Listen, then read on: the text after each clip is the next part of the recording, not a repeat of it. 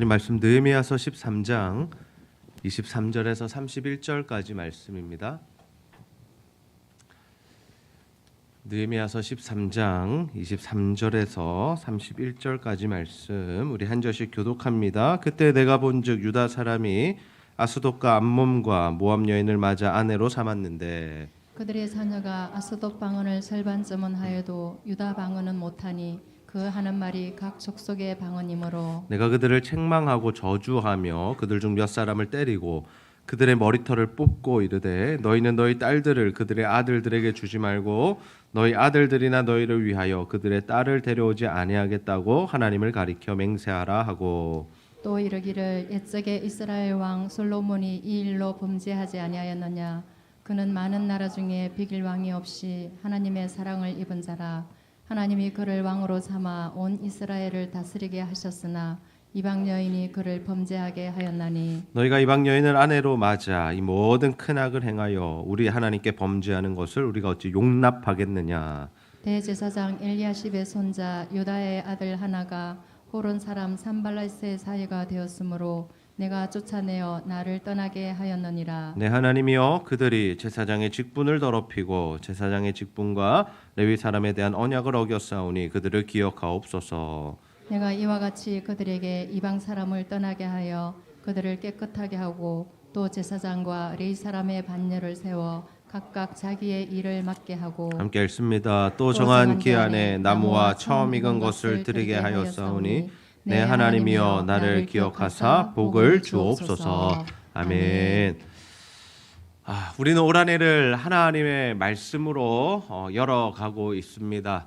1월 1일에는 저희가 신년 사역자 기도회로 모여서 감림산 기도원에 모여 한 60여 분이 함께 모여서 예배드리고 찬양하고 1년의 사역들을 놓고 기도하는 시간을 가졌습니다. 또 이번 주 수요일부터 금요일까지는 신년 저녁 기도회로 모여서 정말 하나님 주실 은혜들을 기억하면서 또 사모하면서 이 느헤미야서 말씀을 나누는 가운데 하나님께서 우리 안에 하나님 나라에 대한 마음을 많이 부어주시는 것들을 경험하게 됩니다. 이처럼 우리가 이 연초에 한 해를 시작하면서 하나님 말씀 앞에 서는 것은 굉장히 중요한 일입니다. 왜냐하면 우리의 생각이나 우리의 계획이나 우리의 꿈을 이루려는 것이 아니라 정말 하나님이 무엇을 원하시는가, 하나님께서 우리를 통해 하시고 싶으신 일이 무엇인가라는 것들을 함께 점검하면서 그 말씀의 인도를 받는 삶을 살 수 있기 때문이죠. 그런데 우리가 이 신앙생활을 하다 보면 늘 이렇게 하나님 말씀 안에 거하는 것이 참 어렵습니다. 우리가 하나님의 말씀을 잘 듣고 그 말씀대로 살겠다고 결단함에도 불구하고 그 말씀이 언젠가 보면 온데간데 없어지고 우리 뜻대로 또 우리 마음대로 우리 습관대로 살아갈 때가 많기 때문이죠. 그래서 우리 안에 필요한 것이 무엇이냐면 바로 개혁입니다. 이 개혁이라는 단어가 굉장히 강력해 보이는데요. 어떤 개혁이 필요한가 하면 우리 삶이 날마다 하나님의 말씀으로 돌아가는 이 개혁들이 필요하다라는 거죠. 우리가 이 느헤미야서를 통해서 살펴본 바가 무엇이었습니까? 느헤미야가 자신의 고국 하나님 나라가 어려워졌다라는, 어렵게 살아가고 있다라는 소식을 들을 때에 울고 통곡하며 금식하며 기도합니다. 그래서 그 나라로 돌아가기로 결단하고 왕이 자신에게 왜 네 얼굴에 수심이 있느냐, 무슨 근심이 있느냐 물을 때에 그때까지 40년 동안 기도하면서 하나님의 타이밍을 기다리다가 그때가 되어 왕이여 우리나라가 이렇게 어렵습니다. 내가 그 나라 돌아가서 이 일들을, 나라를 세우는 일들을 하고 싶습니다 라고 이야기를 하죠. 느헤미야는 굉장히 지혜로운 사람이었습니다. 그러나 이 일들을 어떻게 처리해 나갑니까? 기도하는 가운데 하나님의 인도하심을 받더라라는 거죠. 그래서 갈 때는 어떻게 갑니까? 이 공문 조서도 받고 그리고 필요한 제목들도 받아서 그렇게 돌아갑니다. 하나님의 일을 하다 보면 우리가 일사천리로 또 무조건적으로 이루어지는 것 같지만 그렇지만은 않습니다. 그 땅에 어떤 자들이 있었습니까? 자신의 기득권, 자신의 이익을 가진 사람들, 산발락과 도비아 같은 사람들이 자꾸만 방해하는 겁니다. 성벽 재건을 못하도록 놀리고 비아냥거리고 조롱하고 심지어 막 무력을 행사하겠다라고 군사를 끌고 와서 무너뜨리겠다고 협박하죠. 그때 느헤미야가 했던 일이 무엇입니까? 또 기도하는 겁니다. 하나님 앞에 기도하고 이제 군사들을 세워서 절반은 이제 그 나라를 지키는 일들, 보초를 서고 절반은 일을 하죠. 그런데 그 일을 하는 사람들 중에도 어떻게 합니까? 일을 하는 사람들이 한 손에는 무기를 들고 한 손에는 짐을 나르고 일을 했다라고 합니다. 이처럼 하나님 나라를 세워간다는 것, 우리가 신앙생활을 통해서 우리의 일상 가운데 하나님 나라를 이루어간다는 것 결코 쉬운 일이 아닙니다. 우리가 이 땅을 살아가면서 예수를 믿지 않았더라면 훨씬 더 쉬웠을 겁니다. 왜요? 하나님의 말씀과 전혀 상관없이 살아도 되니까요. 하나님의 말씀이라는 기준이 자꾸만 내 양심의 가책을 느끼게 하고 자꾸만 내가 이거 잘못 가고 있나라는 생각을 하지 않아도 되니까요.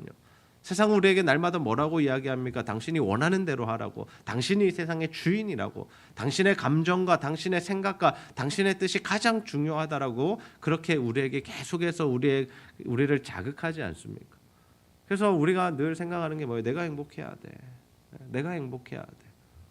내가 이제는 좀 이렇게 살아야지. 내 뜻대로 살아야지. 내가 하고 싶은 말 다 해야지. 이렇게 사는 것이 이 세상 사람들의 풍조죠. 근데 우리는 어때요? 하나님의 말씀대로 살아야 하지 않습니까? 그러니까 우리는 괴로운 겁니다. 어떻게 보면 신앙생활이 즐거울 때도 있지만 어떻게 보면 굉장히 괴로울 때가 더 많다라는 거죠. 왜요? 죄인된 본성이 있는데 우리는 우리 뜻대로 살고 싶은데 내 마음대로 하고 싶은데 내가 하고 싶은 말 언제라도 뱉고 싶은데 하나님이 조용하라 하시고 침묵하라 하시고 그러면 안 된다라고 말씀하시니까 우리가 괴로운 거죠. 이 느헤미야의 개혁이 그러했던 겁니다. 느헤미야가 이 일들을 진행해 나갈 때 어려움들이 있었지만 그는 끝내 이 일들을 행합니다. 그래서 52일 만에 성벽 재건이 완전히 완공이 되어버리죠. 근데 느헤미야는 이것이 성벽이 다 쌓아진 것으로 만족하지 않았습니다. 이제 이 백성들을 어디로 이끌고 갑니까? 하나님 말씀 앞으로 이끌고 갑니다. 백성들이 요청합니다. 뭘 요청합니까? 학사 에스라에게 우리에게 말씀을 읽어주십시오. 하나님의 말씀을 우리에게 알려주십시오. 그래서 이렇게 에스라가 단에 서서 나무단에 서서 하나님의 말씀을 읽기 시작하고 그 옆에 섰던 레위인들이 하나님의 말씀을 통역하여 그들에게 알려주기 시작하죠. 근데 어떤 역사가 일어나요? 모든 백성들이 함께 울고 통곡하며 회개하는 역사가 일어납니다. 여러분 올 한해 정말 이 하나님의 말씀을 읽고 또 가정에서 묵상하시고 또 주일이나 수요일날 교회 와서 말씀 설교를 듣는 가운데 하나님의 말씀이 여러분의 삶을 변화시키는 놀라운 역사가 있기를 주님의 이름으로 축복합니다. 하나님의 말씀은 살아있고 운동력이 있습니다. 우리의 심령과 골수를 찔러 쪼개기까지 한다라는 거죠. 아무리 다른 사람들이 백마디를 해도 변하지 않는 사람이 하나님의 말씀 한 구절 앞에 꼬꾸라질 수 있다라는 겁니다. 왜요? 하나님의 말씀은 능력이 있기 때문이다라는 거죠. 그렇게 하나님의 말씀 앞에 세우자 백성들이 회복됩니다. 무엇이 회복됩니까? 영적인 회복을 일어나는 거예요. 부흥이 일어나는 겁니다. 하나님의 말씀대로 살기로 결단하는 겁니다. 그래서 어디로 갑니까? 느헤미야와 에스라가 이렇게 이야기합니다. 그만 슬퍼해라. 슬퍼하는 것이 하나님의 주된 목적이 아니라 하나님의 주된 목적은 어디에 있는 겁니까? 말씀으로 돌아가는 일이다. 그래서 이제 그때에 딱 초막절이라는 절기가 있었는데 그 절기를 지키면서 하나님 앞에 찬양하고 감사하는 시간을 그 이스라엘 백성들이 가지게 되더라라는 거죠. 그리고 느헤미야가 했던 일이 뭐냐면 이 신앙의 시스템, 다시 하나님의 율법으로 돌아가서 이스라엘 백성들이 어떠한 삶을 살아야 하는지를 그 체계를 그들에게 세워줍니다. 첫 번째로 그들에게 금한 것이 무엇입니까? 이방 여인과 결혼하지 말라는 것입니다. 두 번째는 무엇입니까? 안식일을 기억하여 거룩하게 지키라는 겁니다. 세 번째, 그래서 헌금 생활 열심히 하라라는 거죠. 그렇게 느헤미야가 모든 것들을 개혁해 놓고 갔습니다. 이 다시 신앙을 바로 세웠고 그 나라의 기틀을 보강하고 세워놓은 겁니다. 무엇으로요? 하나님의 말씀으로요. 근데 그 하나님의 말씀으로 모든 나라를 세워갔는데 느헤미야가 잠시 페르시아를 다녀오는 사이 어떤 일들이 벌어져요? 이 일들이 다 무너져 있더라라는 거죠. 여러분 이스라엘 백성들만 그럴까요? 우리도 그렇지 않습니까? 하나님의 말씀을 들어요. 연초에 하나님의 말씀대로 살기로 결단을 해요. 우리가 주일이면 나와서 설교 말씀을 통해서 내가 이렇게 살아야지라고 울면서 기도합니다. 그리고 어디까지 갑니까? 셀 모임을 통해서 이렇게 살겠습니다. 기도해 주세요라고 나눔까지 해요. 그런데 우리 일주일의 삶을 한번 돌아보자고요. 과연 우리가 그렇게 살아가고 있느냐라는 거죠. 하나님이 주신 말씀대로 살아가고 있느냐라는 거죠. 우리는 또 넘어지고 또 넘어지고 또 넘어지고 하나님의 말씀과 점점 멀어지는 우리의 삶을 발견하게 되더라라는 거죠. 그래서 우리에게 무엇이 필요한가? 바로 개혁이 필요하다라는 겁니다. 우리 삶 가운데 반드시 있어야 할 개혁이 뭔가?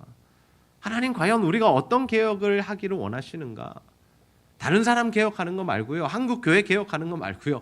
이 세상 뭐 정치권 개혁하는 거 말고요. 지금 총선을 앞두고 서로가 뭐 개혁하겠다고 이러고 있는데요. 여러분 그것 말고요. 우리 자신이, 내 삶이, 내 마음이, 내 신앙이 하나님 앞에 정말 말씀으로 돌아가야 할 부분이 과연 무엇인가라는 것을 오늘 이 말씀을 통해서 함께 살펴보기를 소원합니다. 총 4가지 개혁이 있습니다. 총 4가지 개혁. 첫 번째 개혁은 무엇인가 하면요. 성전이 더럽힌 것에 대한 개혁입니다. 우리 느헤미야서 13장 5절 말씀 함께 한번 읽어보겠습니다. 시작. 도비아를 위하여 한 큰 방을 만들었으니 그 방은 원래 소재물과 유향과 그릇과 또 레위 사람들과 노래하는 자들과 문지기들에게 11조로 주는 곡물과 새 포도주와 기름과 또 제사장들에게 주는 거제물을 두는 곳이라. 아멘. 자, 성전 안에 한 방을 누구에게 줬다는 거예요? 암몬 사람 도비아에게 줬다는 거예요. 근데 그 방이 원래는 어떤 역할로 쓰여졌던 거죠? 뭘 넣어놨다고요? 유향과 그릇을 보관하고 레위인들이 11조로 받는 곡물이나 새 포도주나 기름이나 거제물들을 두는 곳이었다라고 합니다. 근데 이것을 누가 정한 거예요? 사람들이 그냥 임의로 정했나요? 이 방은 이걸로 쓰면 좋겠다라고 해서 정했습니까? 아니요. 성전이 지어질 때 하나님께서 이스라엘 백성 가운데 성전을 허락하실 때에 그 식양을, 설계도를 다 주셨다라는 거예요.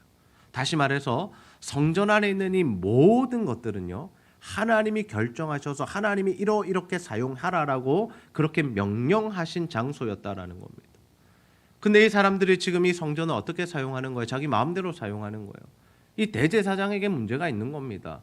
이 대제사장이라는 자가 이 도비아라는 사람과 친하게 지내면서 나중에 보면 이 가문과 결혼을 한 것을 볼 수 있어요.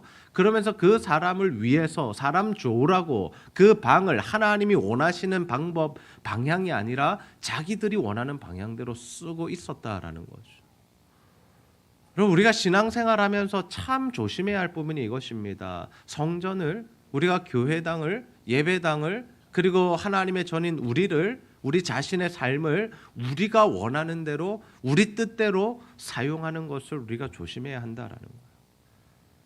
그럼 단순히 교회를 사유화한다? 교회 재정을 마음대로 쓰고 교회 공간을 자기 뜻대로 쓰고 교회를 통해서 자기의 뜻과 꿈을 이루려 하고 이것만이 문제가 되는 것이 아닙니다. 실제로 신약에 가보면 하나님께서 우리에게 뭐라고 말씀하셔요? 너희 몸이 성령이 거하시는 전이다라고 말씀하시죠. 우리 자신이 성전이라는 거예요. 그러면 우리 자신에 대한 하나님의 계획과 하나님의 뜻이 있잖아요. 오늘 장로님 기도하셨지만 우리가 지음받은 이유가 무엇입니까? 하나님께 영광 올려드리고 하나님을 찬송하고 하나님을 예배하기 위해서 우리가 지어졌지 않습니까? 그런데 우리가 그러한 용도로 우리 인생을 하나님께 드리는 것이 아니라 철저하게 내 욕심과 내 정욕과 내 계획과 내 꿈을 이루기 위해서 우리가 살아가고 있다라면 도비아에게 성전의 방을 내준 것과 우리와 무슨 차이가 있냐라는 거죠. 우리도 똑같은 삶을 살아가고 있다라는 거죠.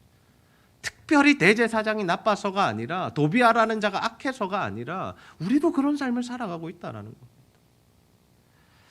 하나님을 무시한 겁니다. 하나님을 무시한 겁니다. 그런 모습을 보며 느헤미야가 어떤 개혁을 합니까? 13장 8절에서 9절 말씀을 보십시오.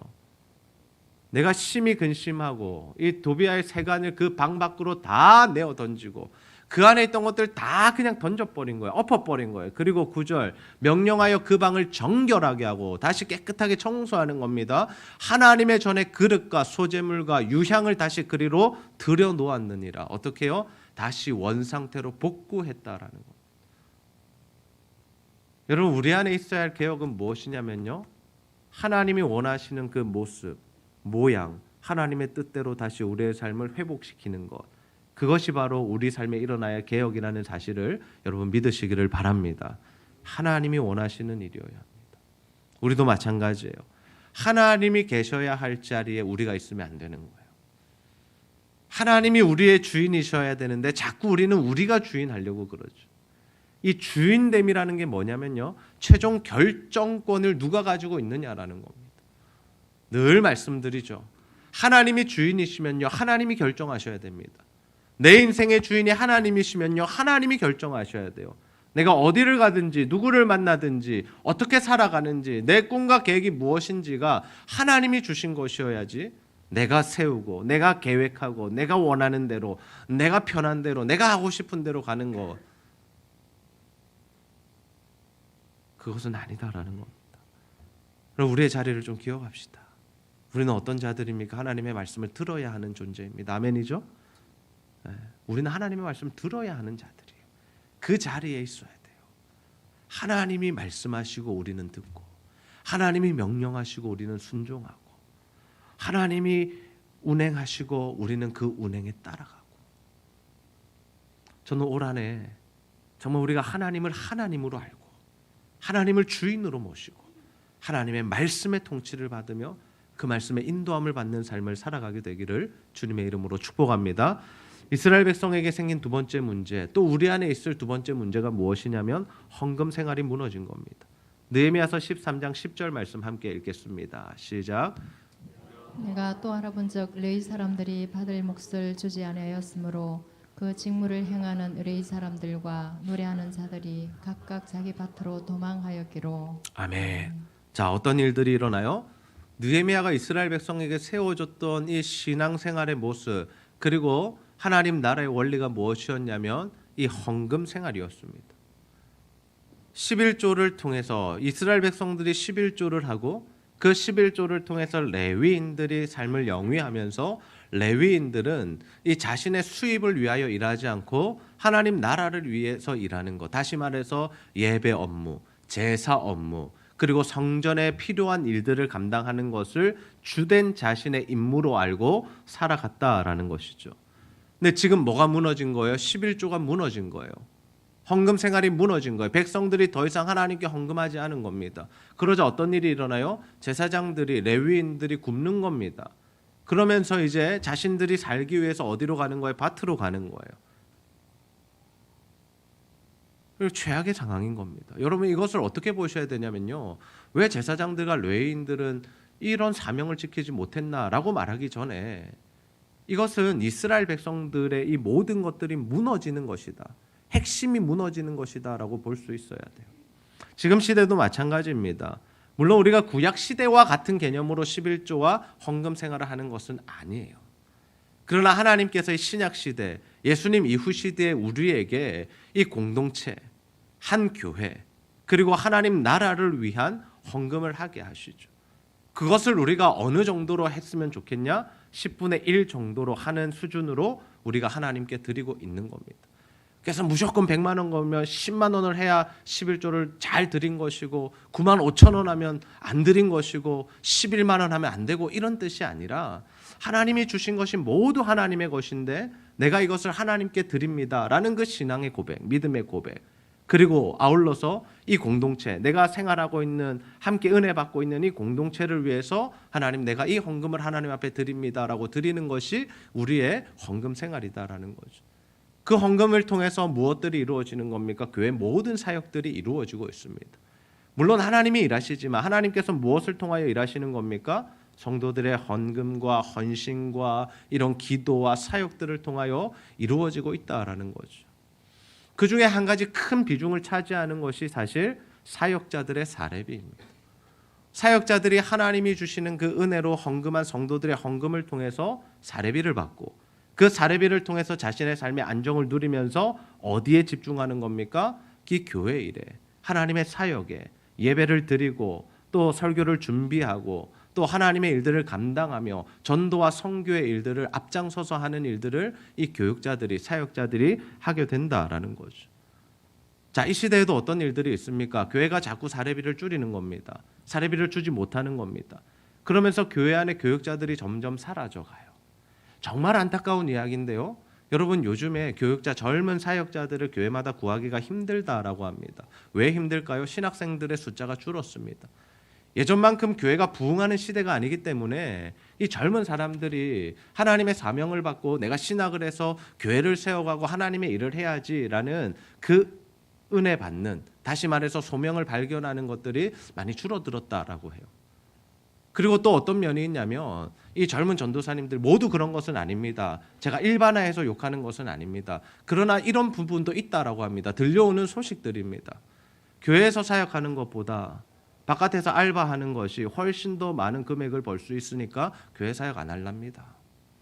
내가 교회 가서 무슨 부귀영화를 누리겠다고 그렇게 열심히 일하면서 내가 사역비도 얼마 못 받고 그렇게 내가 교회에서 헌신하겠습니까? 차라리 그냥 신학 공부만 하고 나는 그냥 아르바이트를 해서 내 생계를 유지하겠습니다 라고 말하는 자들도 있다라는 거죠. 그럼 과연 이것이 건강한 모습일까요? 저는 이런 모습을 보면서 너무 안타까움을 느끼게 됩니다. 그럼 느헤미야가 이 문제를 어떻게 해결했습니까? 느헤미야서 13장 11절에서 12절 말씀을 보십시오. 내가 모든 민장들을 꾸짖어 이르기를 하나님의 전이 어찌하면 이렇게 버림받아 되었느냐 하고 곧 레위 사람들을 불러 모아서 다시 제자리에 세웁니다. 이것도 마찬가지입니다. 제자리에 세우는 겁니다. 레위인들이 있어야 할 자리가 여기다. 너희들이 해야 할 일은 이것이다라고 다시 한번 알려주는 거예요. 그리고 12절 말씀, 이에 온 유다가 곡식과 새 포도주와 기름의 11조를 가져다가 곡간에 드림으로 다시금 이 백성들의 헌금 생활이 시작되게 했다라는 거죠. 사역자들이 사역자의 일을 하고 하나님의 부르심을 받은 대로 일하고 그리고 성도들의 이 헌금을 통해서 그들이 정말 하나님의 일들을 감당하게 하는 것, 이것이 바로 교회가 건강해지는 비결이고 한국교회가 살아나는 비결이고 또 교회 공동체 가운데 하나님의 은혜가 흘러가는 비결이다라는 거죠. 복된 교회의 모습은 이처럼 사역자들을 잘 대우하는 것입니다. 그들이 하나님의 일에 집중할 수 있도록 기도로 돕고 또 물질로 헌신하는 것이죠. 그러면 어때요? 그 사역자들의 기도와 그 사역자들의 헌신과 그 사역자들의 사역들을 통해서 성도들이 하나님의 은혜를 누리는 겁니다. 저는 우리 교회가 이 일들을 너무나 잘 감당하고 있음에 감사합니다. 어려운 시절임에도 성도들이 정말 하나님 앞에 드리는 헌금, 사람의 눈에 보이게 드리는 것이 아니라 하나님을 사랑하는 마음으로 드리는 그 물질을 통해서 사역자들이 안정을 누리고 있고 많은 사역자들이 함께 동력할 수 있고, 그래서 교회 안에 좋은 것들이 하나님의 말씀이 흘러가고 찬양이 흘러가고 은혜가 흘러가고 하나님의 사역들이 진행되는 것에 대해서 저는 정말 감사한 마음이 있습니다. 그럼 저는 이러한 이 은혜들이 우리 교회 가운데 계속해서 흘러가기를 주님의 이름으로 축복합니다. 정말 하나님의 은혜로 세워지는 교회, 정말 우리의 헌신과 헌금을 통해서 정말 하나님 나라가 세워지는 그 일들이 지속적으로 일어나게 되기를 소원합니다. 이스라엘 백성들에게 생긴 세 번째 문제는 이것입니다. 안식일이 무너진 겁니다. 안식일이 무너진 것. 느헤미야서 13장 15절 말씀 함께 읽습니다. 시작. 그때에 내가 본즉 유다에서 어떤 사람이 안식일에 술터를 밟고 곡식단을 나귀에 실어 운반하며 포도주와 포도와 무화과와 여러 가지 짐을 지고 안식일에 예루살렘에 들어와서 음식물을 팔기로 그날에 내가 경계하였고. 아멘. 자, 하나님께서 말씀하신 바는 안식일을 기억하여 거룩하게 지키라. 상업 활동하지 말라고 하셨어요. 왜요? 그날은 온전히 하나님을 예배하는 날이야. 물론 우리가 지금 시대의 유대인들처럼 뭐 몇 보 이상도 걸으면 안 되고 엘리베이터 버튼도 누르면 안 되고 그래서 손 씻고 밥 먹어야 되는데 수도꼭지 트는 것도 이게 일이 되니까 수도꼭지 조금 틀어놓고 물 쫄쫄쫄 흐르게 해서 손 씻고 먹자, 이런 의미가 아닙니다. 여러분, 안식일을 그렇게 지키자는 것이 아니라 이 안식일이 무엇을 의미하는가를 우리가 잘 아셔야 돼요. 지금으로 치면 우리가 주일이라고 말할 수 있겠죠. 왜 안식일을 지키는가? 안식일이 뭔가? 안식일은요, 하나님을 예배하는 일이고 하나님이 내 삶의 주인 되심을 인정하는 것입니다. 모든 것이 연관돼요. 헌금도 그러하고요, 예배도 그러하고요, 안식일을 지키는 것도 마찬가지예요. 하나님께서 안식을 명하셨어요. 출애굽한 이스라엘 백성들의 안식을 명하시면서 뭐라고 말씀하세요? 기억하여 거룩하게 지키라. 그래서 내가 안식일에는 뭘 안 주세요? 만나를 주지 않으세요. 날마다 40년 동안 날마다 만나가 내렸습니다. 그래서 새벽에 만나가 내리면 이스라엘 백성들 아침에 일어나서 그 만나를 거두어서 하루 먹을 만큼을 그들이 준비하고 그들이 죽지 않고 굶어 죽지 않고 살았다라는 거죠. 근데 하나님이 언제나 안 주시냐면요, 안식일에는 안 주세요. 안식일 전날에 2배를 거두게 하셨어요. 이것을 통해서 하나님께서 보여주신 바가 무엇입니까?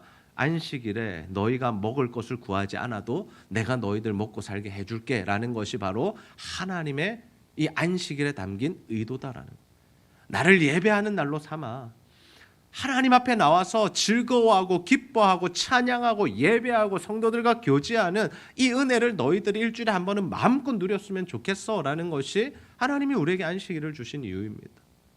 근데 이스라엘 백성들 안식을 누리지 못한 이유가 무엇입니까? 뭐랑 연관되는 거예요? 자꾸 먹고 사는 문제랑 연관되는 거예요. 상업을 자꾸 들어가는 거예요.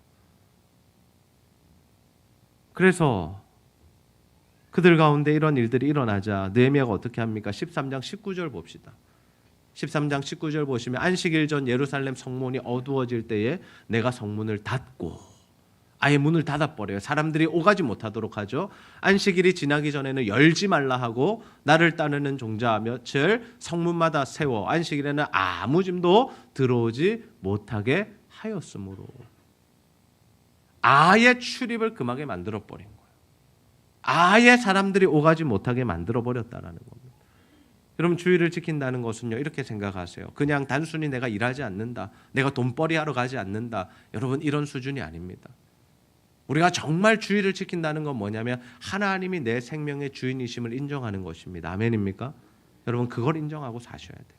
우리의 직업의 특성상 주일에 일할 수밖에 없는 특성도 있습니다.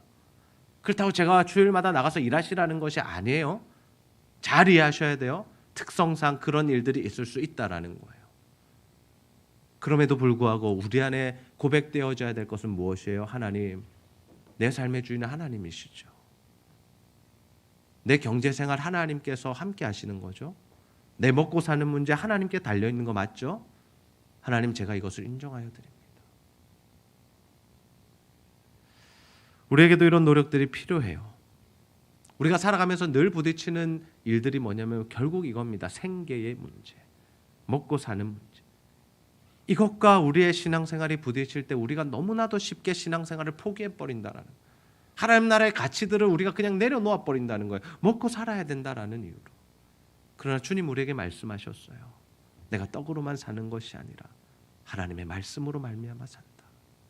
내가 너희들을 먹일 거야. 내가 너희들을 입힐 거야. 걱정하지 마. 하나님 나라를 위한 삶을 살아봐. 내가 다 채워줄게.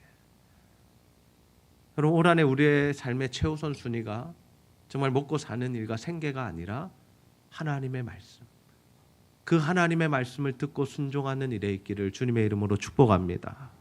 그래서 정말 우리가 안식일을 기억하여 거룩하게 지키는 것, 주일에 하나님을 예배하는 것, 아울러서 내 삶의 모든 주인이 하나님이심을 인정하여 드리는 저 여러분들 다 되시기를 소원합니다. 이제 마지막 문제를 함께 살펴봅니다. 어떤 문제가 있었습니까? 이방 여인과의 결혼의 문제가 있었습니다. 우리 느헤미야서 13장 23절 말씀 함께 읽어봅니다. 시작. 그때에 내가 또 본즉 유다 사람이 아스돗과 암몬과 모압 여인을 맞아 아내로 삼았는데. 아멘. 느헤미야가 일전에 이방 여인들과의 결혼을 금했어요. 왜 금했냐면요, 이걸 그냥 이 시대로 들고 와서 예수 믿지 않는 사람과 결혼하면 안 돼라고 그렇게 해석하시면 안 돼요. 이 문제는 어떤 문제냐면요, 이방 여인과의 결혼은 이스라엘 백성들이 하나님을 잊어버리고 우상 숭배하는 죄와 연관되어 있기 때문에 이 이방 여인과의 결혼을 금지한 것입니다. 그러면서 무슨 이야기를 해요? 솔로몬 이야기를 꺼내요. 솔로몬 하나님 멸망한 이유가 뭐냐? 하나님이 그에게 엄청난 은혜와 부와 지혜를 부어주셨는데 결국 그가 말년에 가서 틀어지고 하나님 앞에서 정말 안 좋은 모습을 보인 이유가 뭐냐? 이방 여인들과 결혼하면서 그 이방 여인들이 원하는 신전들을 그 이스라엘 땅 안에 지어주기 시작하면서 우상 숭배가 그 땅 안에 만연하게 되었다라는 거죠. 그러면 이거는 여러분 결혼의 문제만이 아닙니다. 세속화의 문제로 보셔야 돼요. 우상 숭배의 문제로 보셔야 돼요. 우리가 하나님의 말씀을 떠나서 세속화되고 세상 사람들이 살아가는 그 모습을 하나님은 원하시지 않는다라는 거예요. 그것의 대표적인 모습이 이방 여인과의 결혼입니다. 실제로 보니까 어떤 일들이 벌어지고 있어요? 그 사람들이 아스돗, 암몬, 모압 여인을 맞아서 결혼했다라고 합니다. 그런데 그 아이들이 어떤 모습이에요? 유대인의 말을 못하는 거예요. 유다의 말을 쓰지 못하는 겁니다. 어머니 말만 쓰는 거예요. 왜? 보통은 엄마가 아이들을 키우니까. 엄마의 말만 배웠다? 이게 뭐가 심각한 문제가 되죠? 엄마의 생각과 엄마의 사상과 엄마의 문화와 엄마의 종교가 그 아이에게 고스란히 전달된다라는 거예요. 주 양육자가 중요한 이유가 여기에 있습니다. 이방 여인과의 결혼을 금지한 이유가 여기에 있다고요. 지금 이 문제를 어떻게 우리가 가져와야 될까요? 우리 시대에 바로 이것입니다. 우리 자녀들에게 그리스도인의 정체성을 심어주고 있느냐라는 거예요. 내 자녀가 정말 예수를 믿는 자로 지금 살아가고 있느냐라는 거죠. 이방 여인과 결혼해서 문제가 아니라 예수 믿지 않는 배우자여서가 아니라 정말 내가 우리 자녀들에게 하나님의 말씀을 가르치고 그 말씀대로 살아가게끔 하는 그 역할을 우리가 잘 감당하고 있느냐라는 겁니다. 다른 사람 돌아볼 필요 없어요. 내 자녀, 내 손주들만 생각하고 보십시오. 정말 그들이 믿음으로 자라나고 있습니까? 아니면 이 시대 아이들처럼 하나님을 모르고 예배를 드리지 않고 하나님의 은혜를 구하지 않는 그 모습으로 자라나고 있습니까? 이대로 가다 한국교회 무너진다 우리가 너무 많이 들었습니다. 그런데 사실 많이 무너져 있어요. 지금 부산 지역만 봐도요, 저희 노예만 봐도요 70-80%가 주일학교가 없습니다. 무슨 의미일까요? 다음 세대들이 교회에 존재하지 않는다라는 거. 부모의 세대에서 이제 신앙이 끊어져 버린 겁니다. 더 이상 전수되지 않은 겁니다. 우리가 신명기 말씀을 묵상하면서 그 중심에 무엇이 있는 걸 알아요? 쉐마 이스라엘이 있잖아요. 들으라 이스라엘아. 뭘 들으라는 거예요? 하나님 사랑하고 청종하고 그 말씀대로만 살아라. 그리고 어떻게 네 자녀들에게 알리고 가르치고 전달해라. 전수해라. 우리 온가족 예배에 나와 계신 우리 성도님들 하나님 사랑하는 자들인 줄로 믿습니다.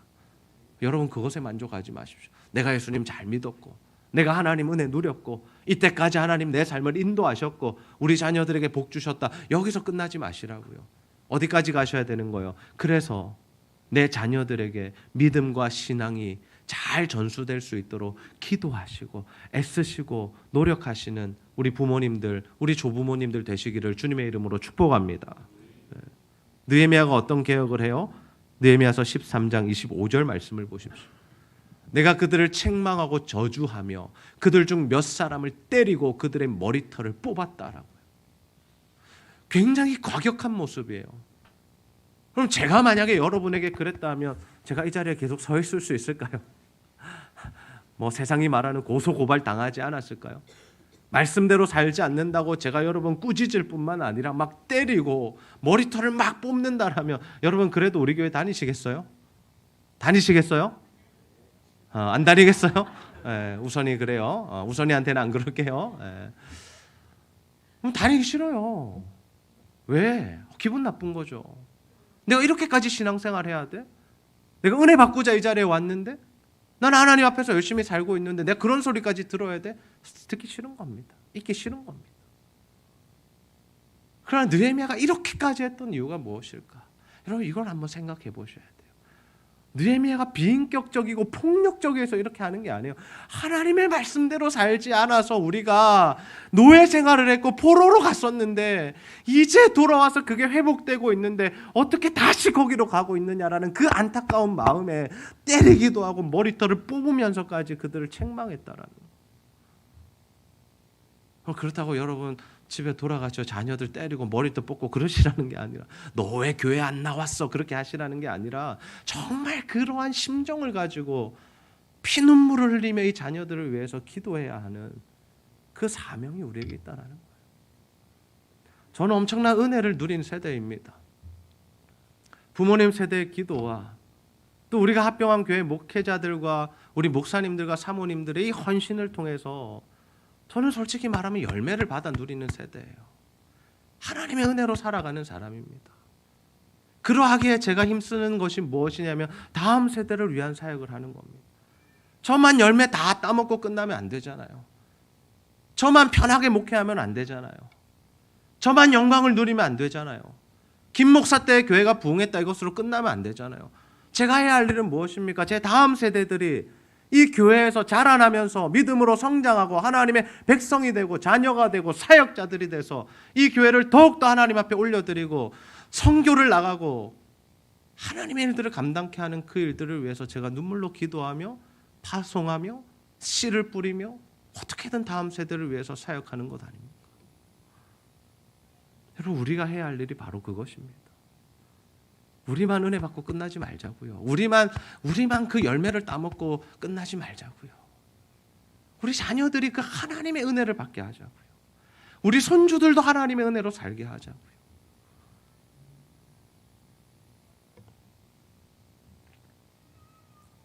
쫓아내버려요. 이방 여인과 결혼한 엘리야십, 그 대제사장의 손자를 쫓아내버려요. 무슨 의미냐면요, 우리가 하나님의 말씀으로 돌아가는 일에는 인간적인 불편함과 어려움과 아픔들이 있다라는 거예요. 어떤 아픔이 있을까요? 내가 좋아했던 것들 내려놔야 됩니다. 내가 즐겨했던 것들 이제 멀리해야 돼요. 나랑 너무 친한 사람이라 할지라도 그 관계를 정리해야 할 때가 있는 거예요. 평생 친구요, 좋죠. 날마다 만나면 술 마시자고, 날마다 나쁜 짓 하자 그러면 이제 그 관계 끊으셔야 되는 거예요. 내가 즐겨왔던 것들 계속하는 것, 여러분, 그것으로는 우리의 개혁을 이룰 수 없습니다. 우리가 묵상하고 있는 신명기를 보십시오. 하나님의 말씀에 불순종하고 원망한 그 출애굽 1세대는 결국에 광야에서 다 죽어요. 다 죽어요. 이스라엘의 역사를 보십시오.